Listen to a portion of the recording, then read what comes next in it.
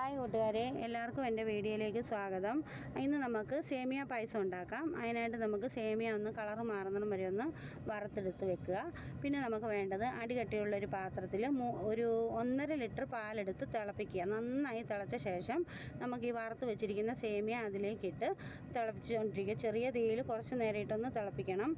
അത് കഴിയുമ്പോൾ നമുക്ക് ഏലക്ക പൊടിച്ചത് ഇടുക. വേറൊന്നും ഇടണ്ട, ഏലക്ക പൊടിച്ചത് ഇട്ട് 1 കപ്പ് പഞ്ചസാരയും കൂടെ ഇട്ട് നമുക്കിതൊന്ന് നന്നായിട്ട് ചെറിയ തീയിലിട്ടൊന്ന് വേവിച്ച് എടുക്കുക. ഇനി നമുക്ക് അണ്ടിപ്പരിപ്പ് മുന്തിരിങ്ങയും കുറച്ച് നെയ്യ് ഒഴിച്ച് അതിലിട്ട് നമുക്ക് വറുത്ത് നമുക്ക് ഇതിലേക്ക് ഇടുക. അപ്പോൾ നമുക്ക് സേമിയ പായസം റെഡി ആയിട്ടുണ്ട്. അപ്പോൾ എല്ലാവരും സേമിയ പായസം ഒന്ന് ട്രൈ ചെയ്ത് നോക്ക്. ഇത് എളുപ്പമുള്ള രീതിയിലാണ് നമ്മൾ ചെയ്യുന്നത്. അപ്പോൾ എല്ലാവരും ചെയ്യുക. അടുത്ത വീഡിയോ ആയിട്ട് ഞാൻ നാളെ വരുന്നതായിരിക്കും. അതും നമ്മുടെ ഓണത്തിൻ്റെ സ്പെഷ്യലായിട്ടുള്ള വീഡിയോ ആയിരിക്കും.